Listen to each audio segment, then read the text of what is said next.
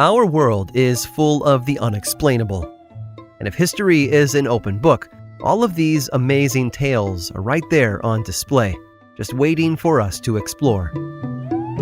Welcome to the Cabinet of Curiosities.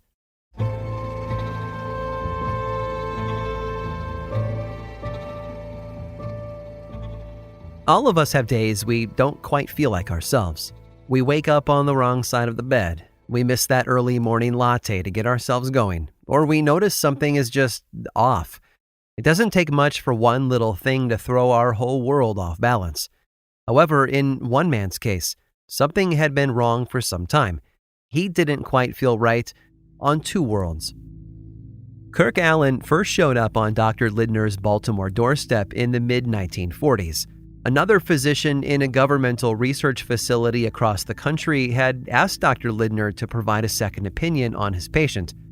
Mr. Allen didn't have a deadly disease or anything like that, but his symptoms were unique. The physician just wanted to make sure the man didn't pose a threat to himself or to his colleagues. Kirk Allen had had no outbursts or incidents while employed at the research station. He got along just fine with his coworkers, and no one questioned the quality of his work.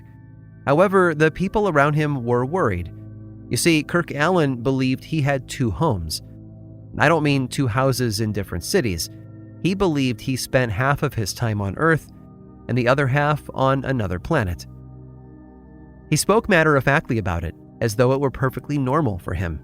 In a way, the other planet was a means of escape. He'd been born in Hawaii to a wealthy diplomat father.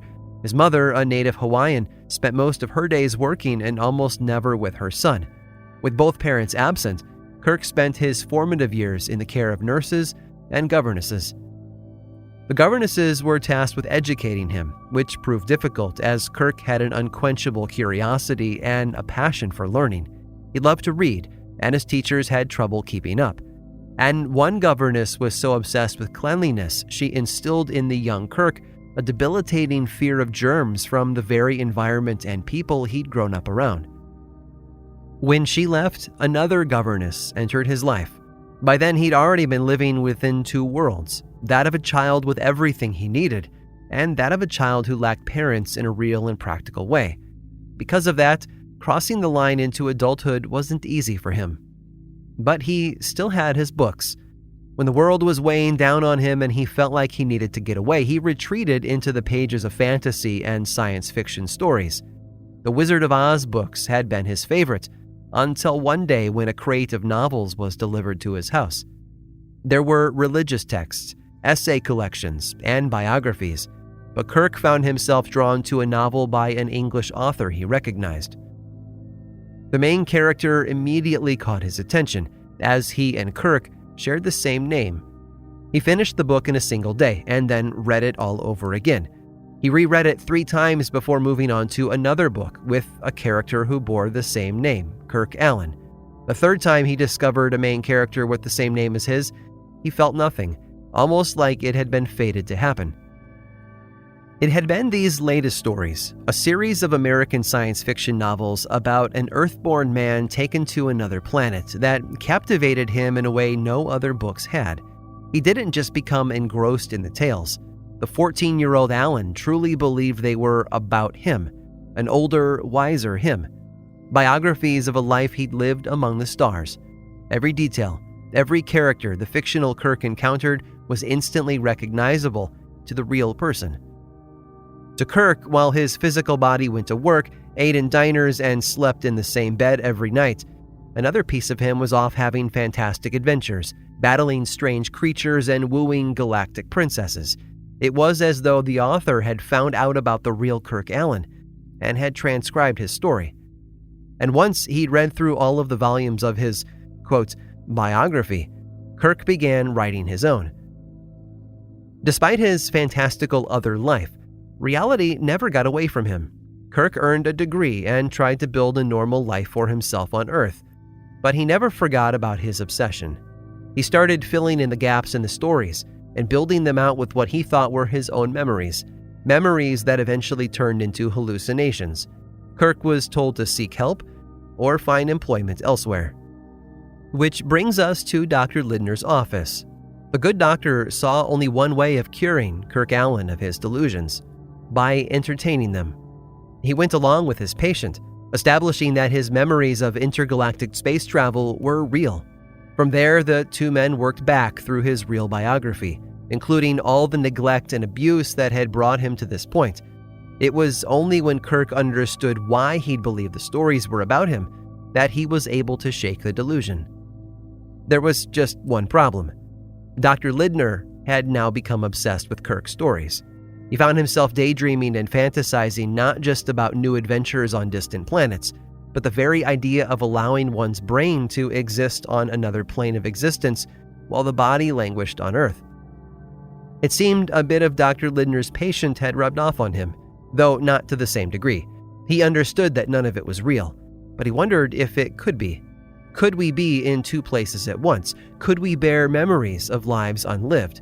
We may never know, just like we may never know the real Kirk Allen. Kirk Allen, you see, was a pseudonym used to protect his identity.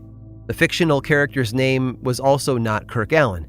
Some have theorized the books that kicked off the man's obsession was the Barsoom series by Edgar Rice Burroughs. To this day, though, we still don't know what his real identity was, which only adds to the mystery behind the man. What isn't so mysterious is how what happened to Kirk Allen could have happened to anyone. The books we read have a tendency to affect us in ways we aren't even aware of at the time. Perhaps the author George R.R. Martin says it best. A reader lives 1,000 lives before he dies. The man who never reads lives only one.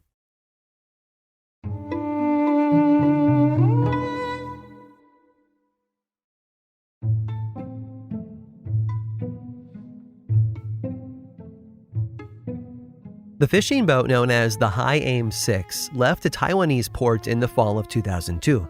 Aboard the vessel were the captain and his first mate, an engineer. They stopped in Indonesia to pick up a crew of 8 other men to assist with their expedition, and then the 10 fishermen set out to sea, their ship filled with fuel and provisions enough to last the whole trip. There were no storms that had doomed them to a watery grave, nor engine failure leaving them stranded in the middle of the ocean. By all accounts, the voyage was supposed to be a standard fishing outing, like many they and other ships from the region had been known to make. Which is why it was so odd when Australian naval officials spotted the High Aim 6 drifting 80 nautical miles off their coast. They hailed the ship on the radio, but only received silence. Something was clearly amiss. Officials boarded the vessel and found the engine had been running at full throttle, but the gas tank was empty and the rudder was locked. The ship couldn't have moved if it wanted to, so it drifted aimlessly until it was found. They then searched for signs of distress or struggle, but found nothing out of the sorts. In fact, it appears as though nothing had gone wrong at all. A half-empty pack of cigarettes rested above the helm, 7 toothbrushes were found in the living quarters, and the refrigerator was fully stocked. Oh, and over 3 tons of rotting tuna and mackerel sat below, stinking up the hold. The ship was ultimately towed to Australia's western coast for an investigation as to what had happened. There was just one problem. Investigators couldn't interview a single crew member about what had happened. The vessel had been empty when they found it. All 10 of them were assumed dead. It seemed Australia had a real-life ghost ship on its hands. Except there was one survivor. One of the Indonesian crew members had made it off the ship safely and was arrested shortly after the High Aim 6's discovery. According to his story, the captain and the engineer had been murdered, though he didn't know what had caused the mutiny or where the rest of his crewmates had gone. He assumed they'd hitched a ride back to their homeland. That tall tale didn't sit well with police, however. They'd noticed nothing of value had been taken from the ship, and not a single trace of blood could be found. And all the other crew members had disappeared. There was no sign of them back in Indonesia.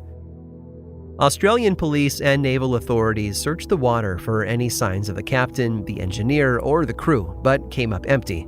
It was as if they'd disappeared into thin air. When investigators checked the call logs on mobile phones belonging to the captain and the engineer, they noticed something even more bizarre. A series of calls made from the engineer's phone to his daughter following his disappearance. When she'd picked up, she said, she heard sounds from a karaoke bar in the background. The call had been traced back to the Philippines. She feared that her father had not been murdered but kidnapped and held by the Indonesian crew, though no ransom demand was ever made. Similar calls were made from the captain's phone around the same time, only his came from the island of Bali. Had the crew really murdered the captain and his first mate, as the survivor claimed, or had they taken the two men hostage and let the ship float away? The Australian police and Navy still don't have any answers, and the fate of the men involved is still unknown.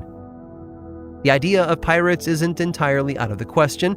Piracy and all that comes with it, including murder and kidnapping, are still a large problem for cargo ships and fishing vessels in many parts of the world. We may never know what happened to the 9 other men aboard the High Aim 6, or where they might be today. All we know is, at a certain point, the authorities stopped looking and assumed that they were dead. It seems that they bought the survivor's story, hook, line, and sinker. I hope you've enjoyed today's guided tour of the Cabinet of Curiosities. Subscribe for free on Apple Podcasts or learn more about the show by visiting curiositiespodcast.com. This show was created by me, Aaron Mahnke, in partnership with How Stuff Works. I make another award-winning show called Lore, which is a podcast, book series, and television show, and you can learn all about it over at theworldoflore.com. And until next time, stay curious.